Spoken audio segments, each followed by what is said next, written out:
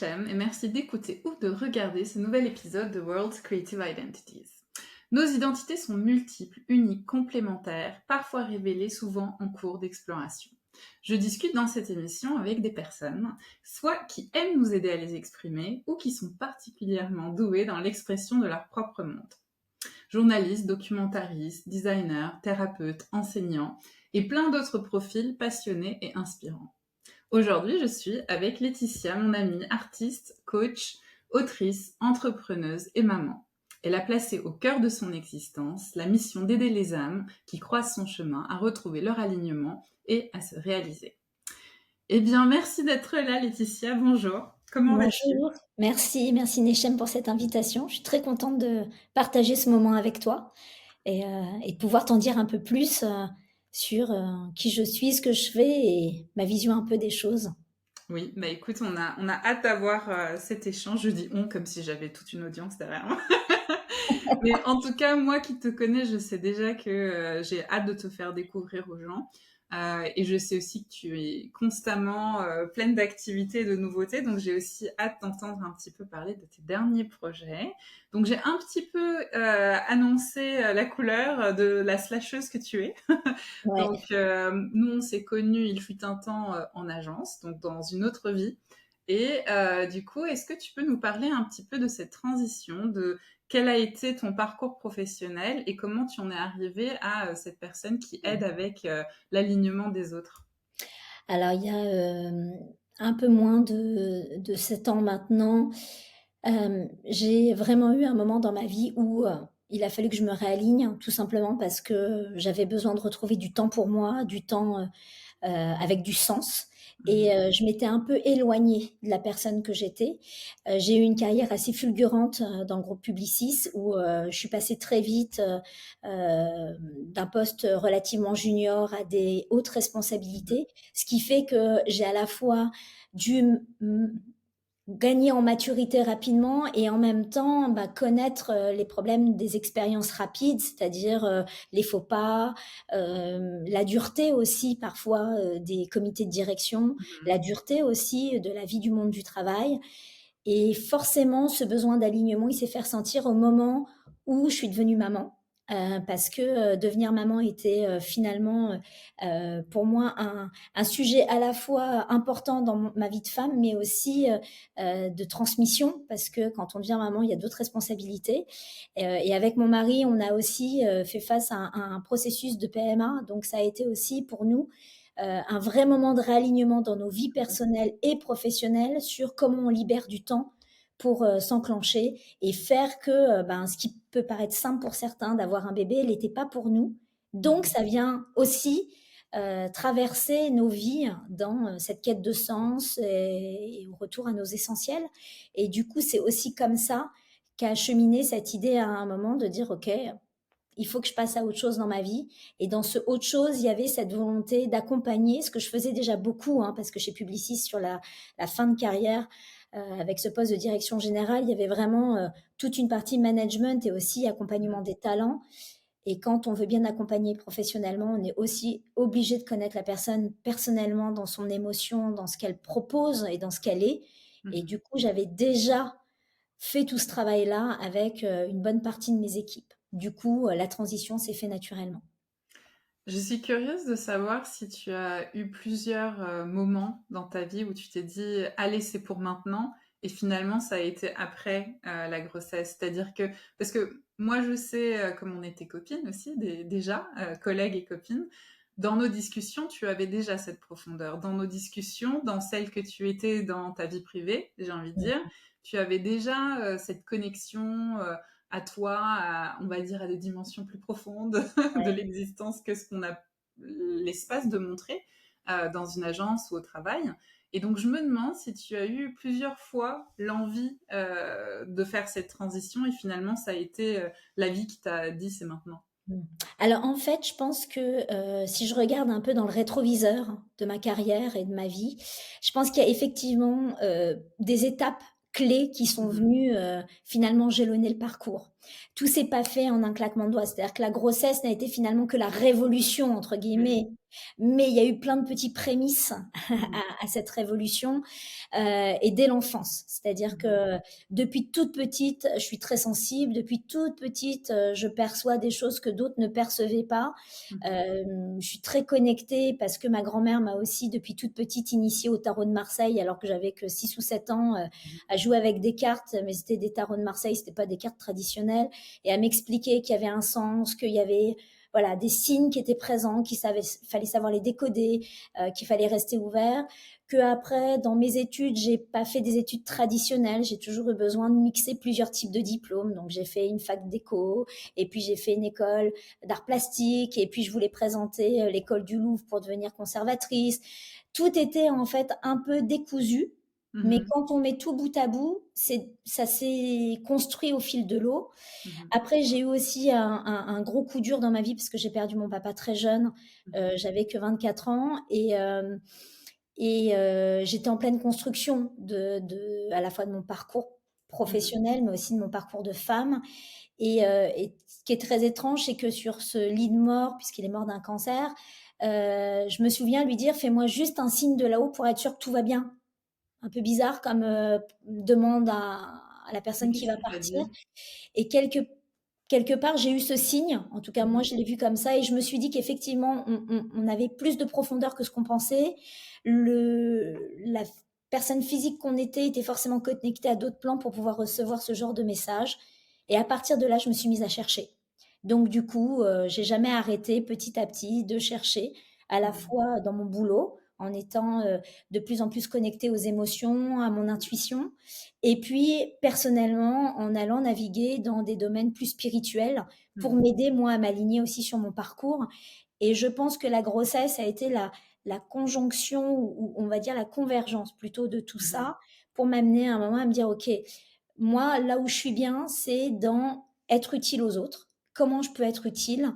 Mon parcours peut aider à nous positionner en management, mais aussi à nous positionner dans nos quêtes de sens. Et Mmh. c'est comme ça qu'est né progressivement aussi tout mon parcours d'accompagnement. Là, je trouve qu'on a donné beaucoup de teasing parce qu'il y a coach, il y a coach, il y a autant de coachs que de personnes. Et là, on parle de spiritualité, de tarot, des âmes, de management, de coaching. Est-ce que en quelques phrases, tu peux nous expliquer exactement le scope d'accompagnement que tu fais aujourd'hui? Ouais. Comme ça va peut-être un peu recadrer les choses dans les esprits. En fait, pour moi, la dimension d'accompagnement, elle passe pas par des méthodes clés en main. Mhm. Un coach est celui qui fait sa boîte à outils. Donc moi, je suis une artisane qui a sa boîte à outils, et dans ma boîte à outils, j'ai à la fois les tarots, à la fois le coaching, à la fois mon expérience de DG, et à la fois mon expérience personnelle de vie. Et Mhm. c'est comme ça aussi que j'accompagne les gens. C'est-à-dire que j'accompagne parce qu'on connaît mon parcours, on sait que je suis ouverte à plusieurs choses, et c'est essentiel quand on a des besoins de ne pas aller, euh, de pas choisir, on va dire, un coach par sa méthode, mais par ce qu'il représente. Et Mhm. c'est ça qui fait qu'il y a autant de coachs et de gens qui aussi se révèlent en tant que coach, parce que chacun a sa vérité, et Mhm. nos vérités viennent se connecter les unes aux autres, et du coup, on Mhm. fait du sens pour la personne en face. En, en, en spiritualité, on parle beaucoup de quand l'élève est prêt, le maître apparaît. Donc, quand Mhm. l'élève est prêt, l'enseignant, maître, c'est un peu pompeux, mais l'enseignant apparaît. Ouais. Moi, j'ai toujours été guidée comme ça. C'est quand j'étais prête, j'ai eu des patrons qui m'ont donné les clés. Quand Mhm. j'ai été prête, j'ai trouvé des accompagnants en spiritualité qui m'ont donné à voir autrement. Quand j'ai été prête, j'ai pu aller moi m'initier aussi à des choses qui étaient peut-être moins tangibles, mais à venir nourrir la cartésienne que j'étais avec d'autres dimensions. Mhm. Parce que je reste convaincue que l'épanouissement personnel et professionnel ne passe pas sans à un moment une connaissance de soi, et donc Mhm. en étant clairvoyant avec soi-même. Et du coup, est-ce que tu peux nous parler un petit peu de ces différentes phases d'apprentissage, de ces différents enseignants qui sont apparus sur ton chemin? Est-ce que tu as une petite chronologie Ouais, de je ces pense que, rencontres? comme je le disais, la toute première, ça va être ma grand-mère, parce que petite, J'ai une grand-mère qui est très sensible et qui, depuis, tout temps, tirait les cartes, nous parlait des signes, nous parlait, très croyante aussi, donc ça n'empêche en rien le Mmh. fait, qu'elle interconnectait plusieurs croyances dans sa propre vérité et du coup, qui nous a toujours dit, à moi, ma sœur, mes cousins, cousines, «Le plus important, c'est de vous fier à ce que vous ressentez. Mmh. Quand vous avez quelque chose qui se passe dans votre vie, ressentez. Ne vous anesthésiez pas». Donc on a grandi avec ça et puis après on le perd, évidemment. Après, j'ai envie de dire, ma carrière, mes études, j'ai pas beaucoup eu pour le coup d'enseignement, à part, certains professeurs et notamment des professeurs de Mmh. philosophie qui nous amenaient sur des terrains qui étaient pour des jeunes de 17 ans sur des sujets, on se disait: «Waouh, quand même, ils nous parlent» et dont un qui nous parlait réellement et je l'ai compris que des années après, aussi de connexion, beaucoup plus large et donc nous donner plus de profondeur dans ce qu'on pouvait dire dans nos métiers et compagnie. Donc c'était très intéressant de pouvoir discuter. Tu peux nous dire un peu ce qu'il disait que tu as compris par après? Ouais, bah, tard après, parce que en fait, je pense que quand on nous commence à nous parler de certains sujets philo, à 17 ans, on a un peu de mal à se poser des Ouais. questions. Je me souviens par exemple d'un sujet, très basique sur, la page blanche. Est-ce que vous pensez qu'on on a toutes les clés en main pour écrire sa vie? Est-ce qu'on part d'une page blanche ou est-ce que tout est déjà écrit? En sujet de philo, on regarde le prof, on se dit: «Mais qu'est-ce qu'il nous raconte en fait?» C'est clair. Et ce n'est que plus tard, Regarde sa copie. ouais, c'est que plus tard qu'on se dit: «Mais ouais, il avait raison en fait». Ouais. C'est-à-dire qu'on a 2 points de vue qui se confrontent. Alors après avec les philosophes, chacun a sa définition, des choses et compagnie, mais ces penseurs nous aident aussi à un moment à cheminer. Et tu vois, il y a une citation que j'aime beaucoup, qui est d'un poète japonais, qui est, heu: «N Ne vous posez pas la question de ce que les autres cherchaient, cherchez ce qu'ils cherchaient». Donc, c'est en étant connecté à: «Tiens, il se passe tout ça autour de moi, est-ce que ça me parle?» qu'on peut cheminer individuellement Mmh. et collectivement aussi. Mais c'est pour ça que, tu vois, quand je parle de ces chemins de philo ou de ces éclaireurs, moi je les appelle un peu les éclaireurs, bah, ils nous mettent plein de petites, c'est un peu comme Inception, hein, ils nous mettent plein de Ouais. petites choses dans la tête et à un moment, clac, il y a le moment de révélation et le cycle, notre maturation est différent à chacun, est différent Mmh. pour Faut chacun que les d'entre nous. différentes pièces se soient réunies par ta vie, pour Ouais et puis devenir pour certains, enfin, c'est beaucoup plus simple, ouais. tu vois? Il y a Mmh. des gens qui ont voilà, les choses se posent facilement, pour d'autres, on a besoin d'aller voir un peu partout.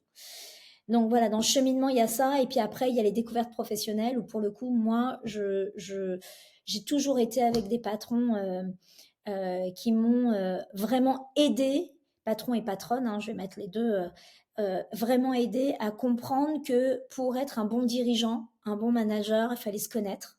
Mmh.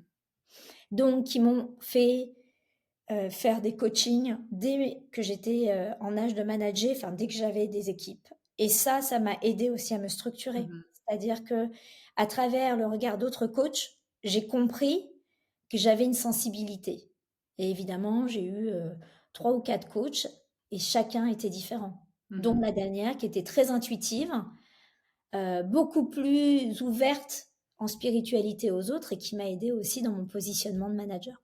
Mmh. Et Comme quoi, tout est interconnecté, c'est-à-dire que, c'est pas parce qu'on tire les cartes qu'on n'est pas pragmatique.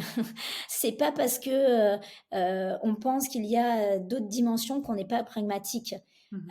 La plupart, des grands penseurs, et que ce soit de Galilée à, Christophe Colomb, et voyageurs et tous avaient une connexion Mmh. qui laissait entrer des formes un peu invisibles.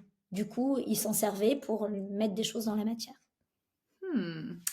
Alors, je pense qu'il y a des gens qui se disent: «Mais oui, mais totalement» et puis d'autres qui connaissent pas bien ces éléments. Est-ce que tu peux peut-être un petit peu, éclairer davantage, quand tu parles de ces choses que l'on met dans la matière? Ben, tout Peut-être simplement, des exemples concrets dans ta ouais, vie, ben, on a tous ressenti à un moment en rentrant dans des pièces, une énergie particulière dans la Mmh. pièce. On a tous rencontré quelqu'un, on n'aime pas. Mmh. On a tous à un moment, vécu des synchronicités. Tiens, ben, je Mmh. pense à Nechem et bizarrement Nechem m'envoie un texto juste au moment où je pense à elle. Alors on peut mettre ça sur le compte du hasard. Moi, j'appelle ça des signes. Mmh. Et ces signes, ils nous permettent tout simplement de nous connecter et de montrer qu'on est tous en lien. Et qu'on Mmh. veuille ou pas, on est tous issus du Big Bang. Le Big Bang, c'est de la poudre d'étoiles, c'est la connexion alchimique de plein de choses qui se sont mises en place et ça vit en nous. Alors on peut faire l'autruche et se dire que non, non, pas du tout. Ok, très pragmatique, très cartésien. Et on peut se dire, bah, peut-être qu'à un moment, et ça, encore une fois, il n'y a pas de jugement, c'est de la croyance de chacun et chacun Mmh. voit comme il veut, mais s'ouvrir aussi un peu et de se dire, bah tiens, c'est vrai, il y a un moment, on fait partie de la nature, on fait partie d'un cycle, et du coup, il y a peut-être des choses à côté qui nous aident à mieux comprendre ce qu'on vient faire ici sur cette planète, et Mmh. du coup, à être un petit peu plus éclairé sur les choses, et sans pour autant partir dans des délires que beaucoup ont catégorisés de perchés ou de complètement hors sol. Ouais. Parce que justement, pour moi, la spiritualité, c'est d'être profondément ancré Mmh. pour être profondément connecté. Et c'est pas l'inverse. On n'est pas connecté puis ancré. On est ancré Mmh. et connecté. On est quand même, venus sur terre vivre cette expérience, dans la Ouais. matière. Et pour toi, quels sont les plus grands défis, les plus grands obstacles pour nos générations dans pouvoir se reconnecter à ce tout dont on fait partie? Alors, je pense que moi, il y a la nôtre de génération qui est entre allez, 35 et 50 ans.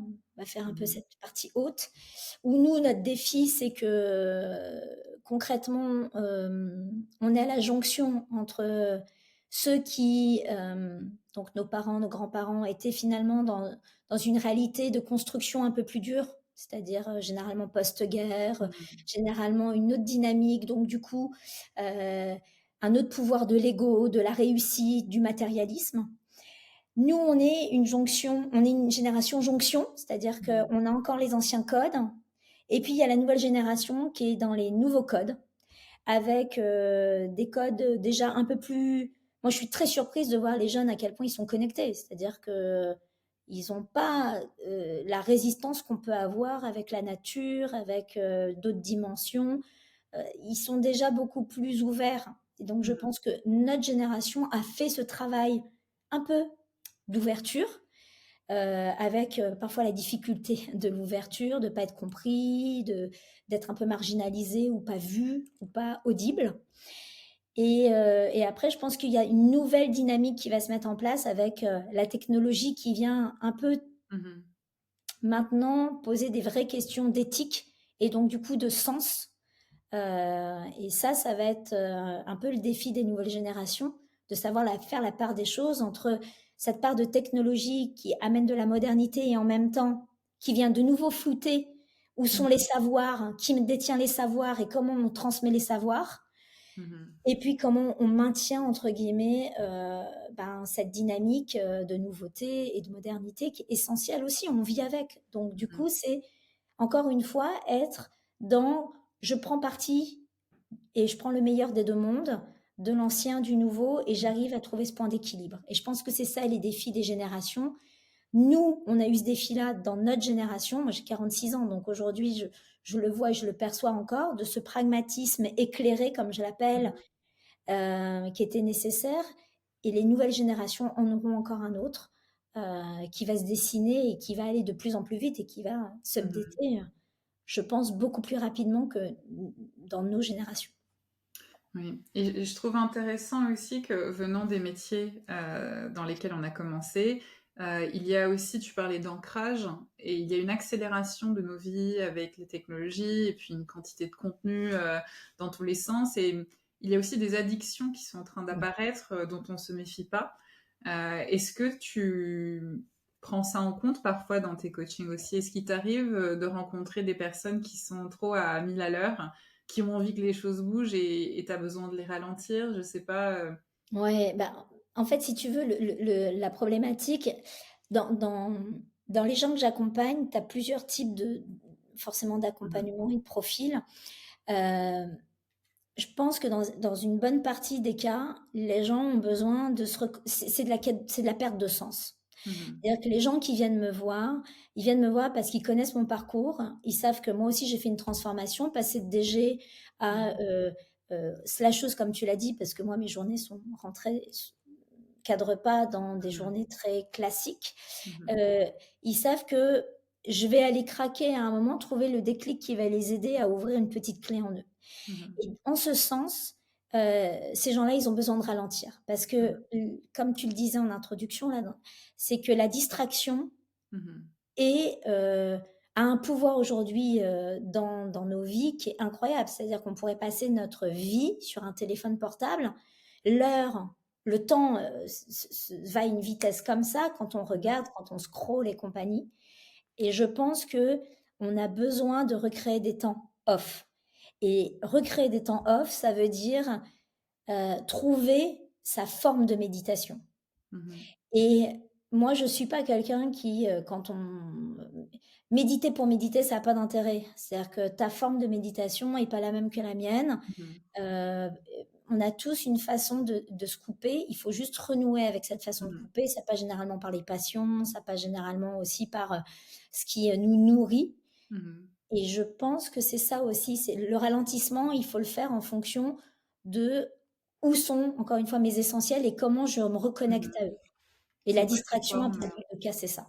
et tes formes de méditation à toi, c'est quoi? Par exemple, moi, quand je vais, couper mes légumes, mes fruits, éplucher, je suis dans l'essence, les couleurs, je coupe, le Ouais. podcast que j'écoute, je coupe tout, et je me dis: «Non, là, je vais être, ici», qu'est-ce qui te vient, toi, naturellement dans ton quotidien comme des moments de off?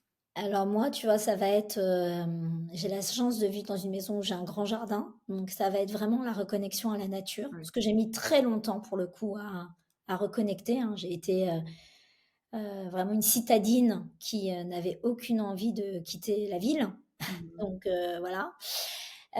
Et c'est vrai qu'ici, je trouve qu'on a vraiment, cette disponibilité, voilà, tout est là. Mmh. Désolée. Hem, du coup, si tu veux, le fait d'être à l'extérieur va me donner ce moment-là.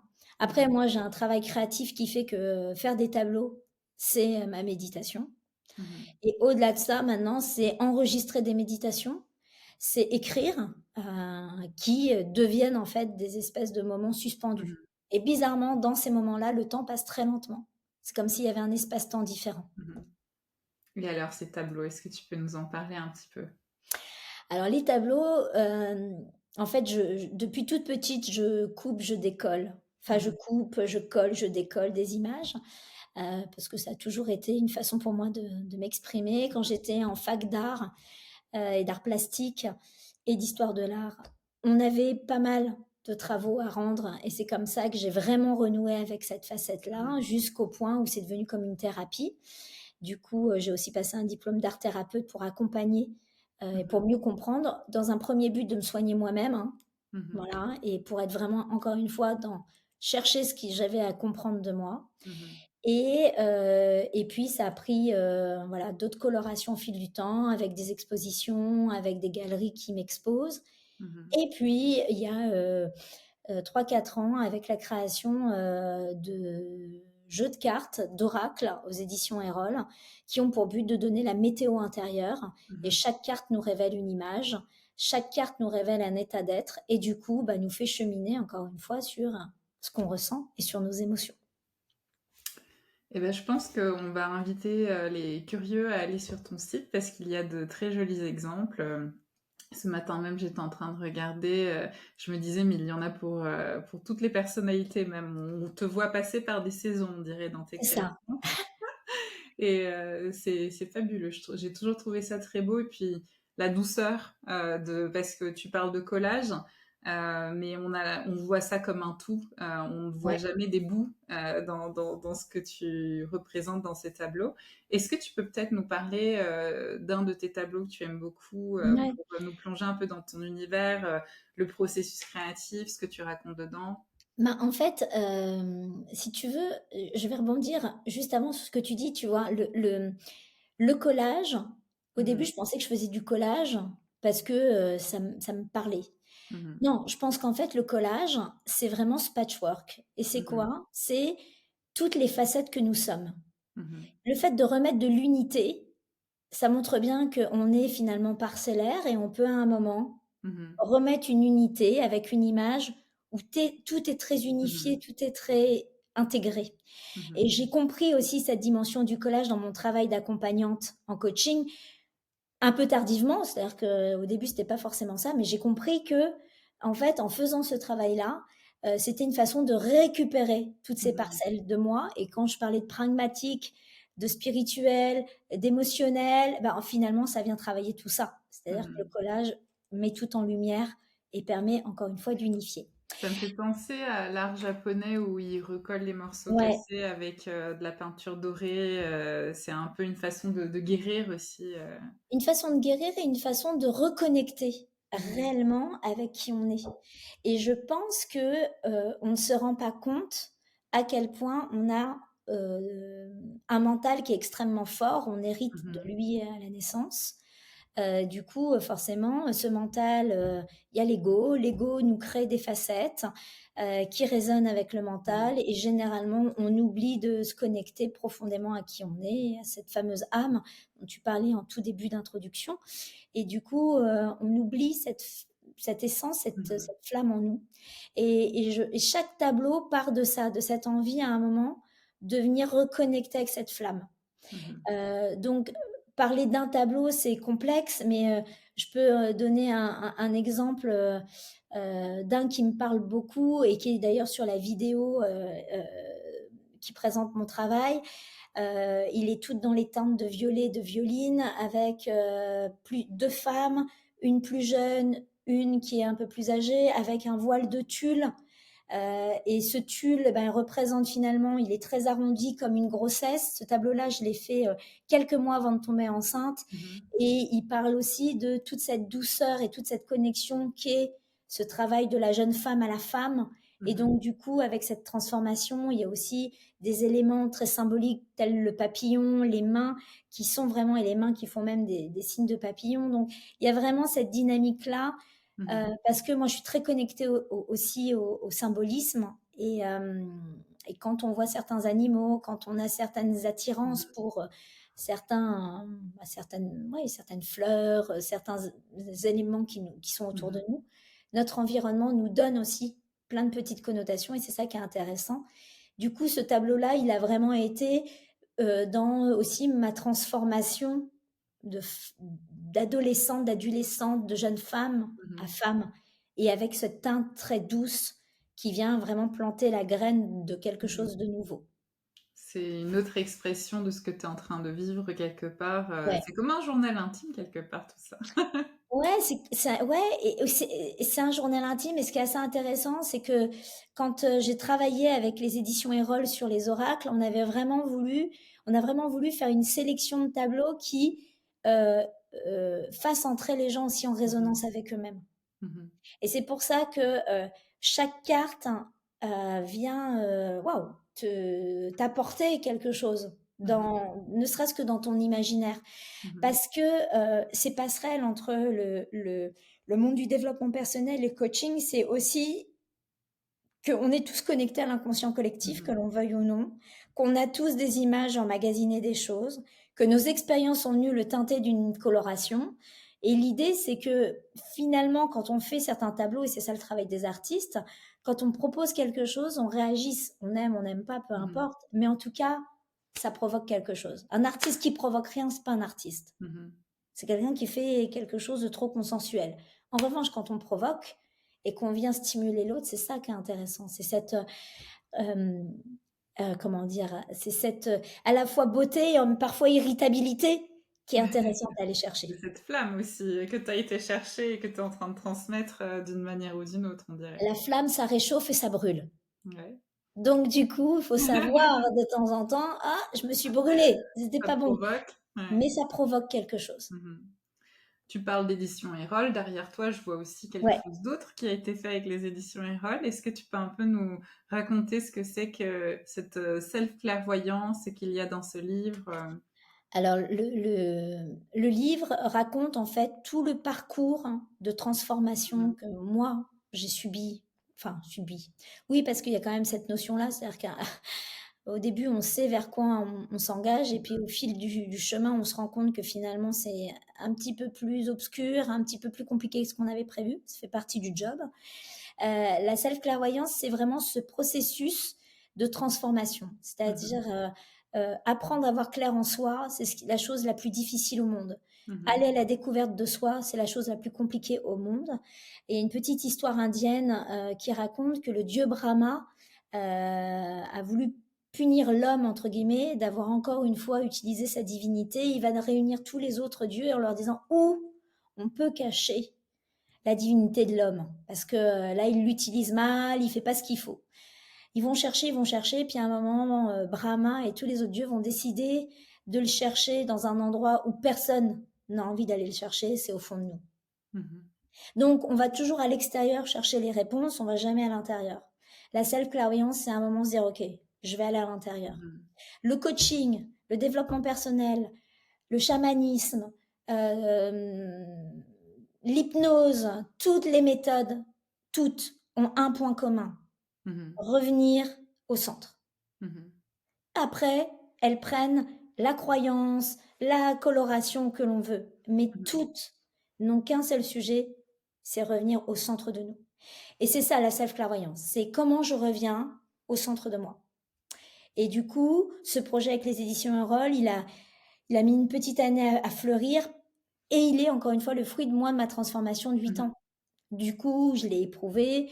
Je suis à plus de 300 coachings maintenant sur cette thématique-là, Mhm. d'aider les gens à ouvrir en fait Mhm. cette part en eux. Je suis pas une magicienne, moi je leur donne juste une clé, on travaille ensemble pour que la clé ouvre. Et Mhm. après, ils cheminent. Il y a autant de self-clairvoyance que de personnes, parce que Mhm. ta vérité n'est pas la mienne, et inversement.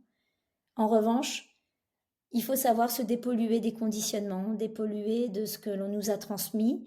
En tant que maman, je peux le dire, hein, voilà, on fait comme on peut avec les moyens qu'on a. Parfois, on envoie des injonctions qui sont pas forcément les bonnes. On essaie de rééquilibrer, mais bon, on fait comme on peut encore une fois. Mhm. L'idée, c'est de s'initier soi-même vers son travail intérieur. C'est aussi savoir l'exprimer, j'imagine. Maintenant, on est à l'époque des parents qui savent reconnaître quand ils ont mal fait. Ouais. J'ai beaucoup de copines qui me parlent de ces sujets, de ma mère, elle s'était jamais excusée. Moi, je me retrouve tout le temps en train de lui dire, bon, ok, c'est vrai, j'aurais pas dû dire ça comme ça. Il y a aussi de l'humour un peu dans ces moments, je Ouais. trouve. Et si tu veux, je pense que c'est euh, on a pendant trop longtemps vu les enfants comme des Mhm. petits. Honnêtement, c'est des vrais petits maîtres hein, quand ils arrivent dans nos vies. Hein. Ils viennent vraiment nous donner deux, trois petits enseignements. Ils savent exactement où gratter pour venir nous faire sortir de nos gonds. Mon fils a la capacité à me faire sortir de moi alors que j'ai géré des patrons, des clients qui n'étaient pas faciles et compagnie, avec une forme de droiture, de calme et compagnie. Et lui, en 5 minutes, il arrive à me faire sortir de mes gonds. Ça veut bien dire qu'il vient gratter là où il faut, en fait. Ouais. Donc, ils Les sont très forts. challengers. Ils sont très forts. Hmm. Et justement, on parle maintenant de ton fils. J'avais envie de te demander ce qui te touche chez l'autre. Parce que vouloir être maman, c'est quand même l'amour de faire grandir quelqu'un de A à Z, de lui donner les clés pour qu'il gagne son autonomie.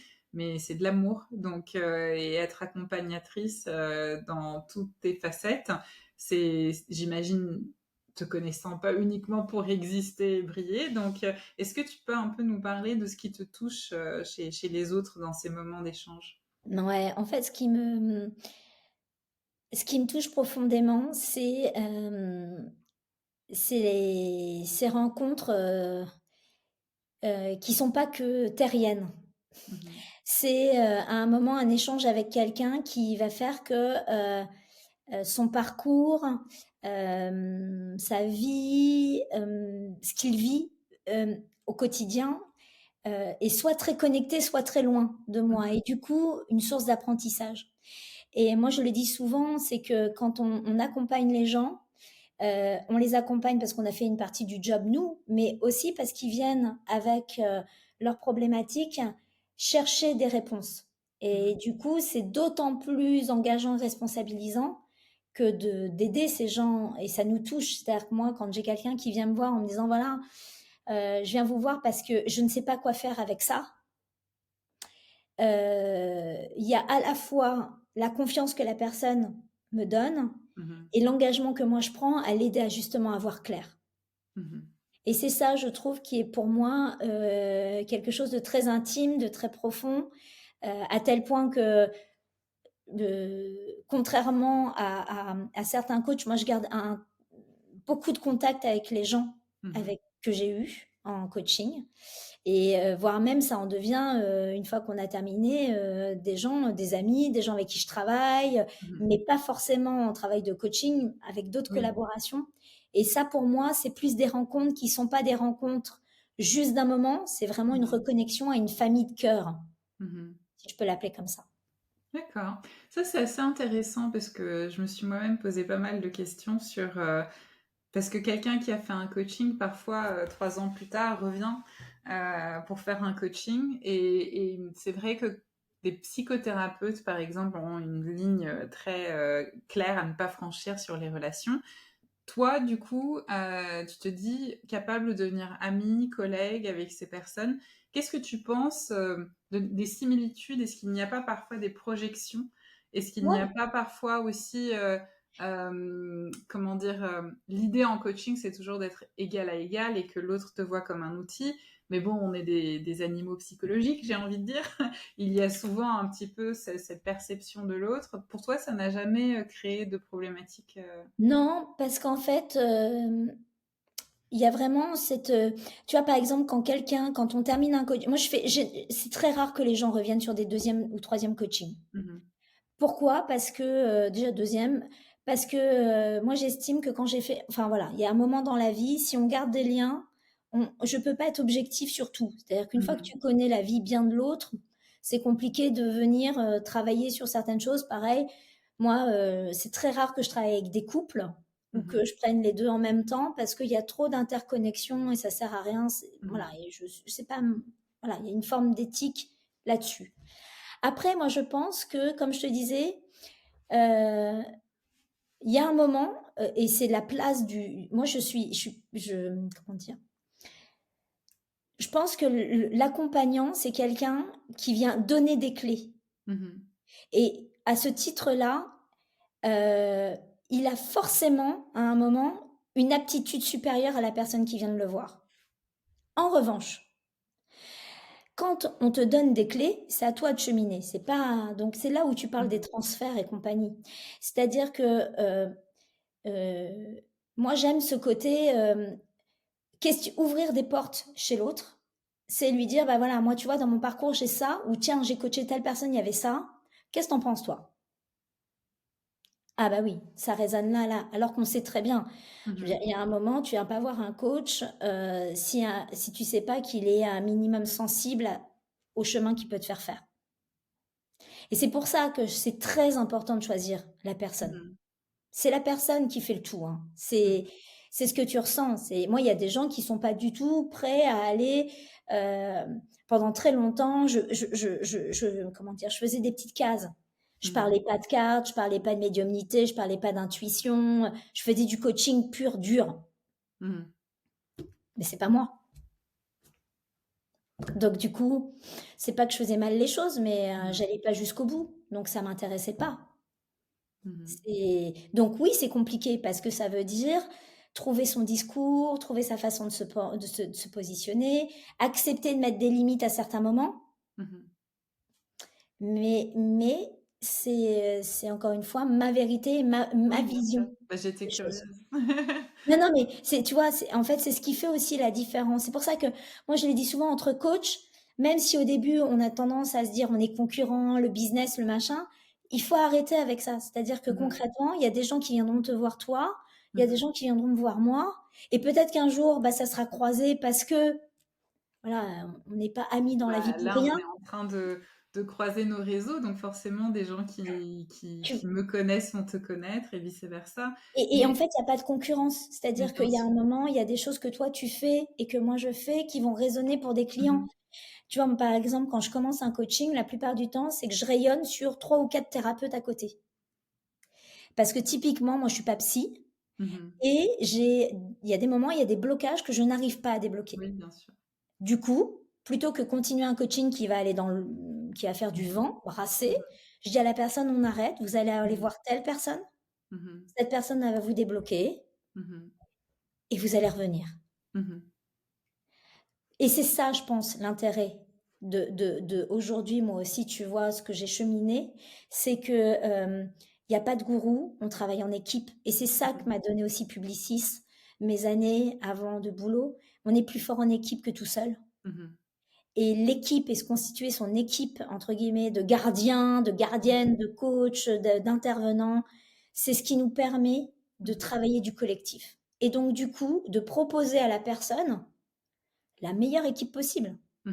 Alors Non, évidemment, c'est c'est clair. l'équipe quand ça rentre par moi, bah, c'est mon équipe et quand ça rentre par exemple, une amie qui est Florence et qui m'envoie quelqu'un, Mmh. bah, ça passe par l'équipe de Florence qu'elle a constituée et c'est ça qui est intéressant, je trouve, dans nos métiers. C'est Mmh. vraiment créer ces noyaux, en fait et cette solidité, qui permet d'être beaucoup plus holistique que ce qu'on pourrait être Mmh. seul, en fait.